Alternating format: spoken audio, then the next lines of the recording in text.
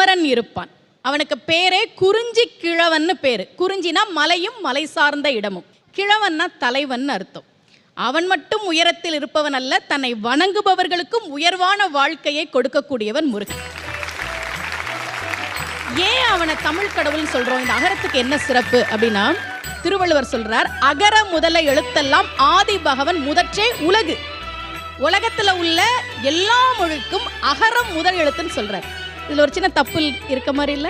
இங்கிலீஷ்ல எது முதல் எழுத்து? ஏ. லத்தீன்ல வேற இருக்கலாம், பிரெஞ்சுல வேற இருக்கலாம். ஆனா வள்ளுவர் என்ன சொல்றார்? அகர முதல்ல எழுத்தெல்லாம் ஆதி பகவன் முதற்றே தமிழ் கிடையாது, உலகுங்கிறார். என்ன காரணம்னா, நீங்க உலகத்துல எந்த மொழியை எழுதினாலும் 4 முறையில தான் எழுத முடியும்.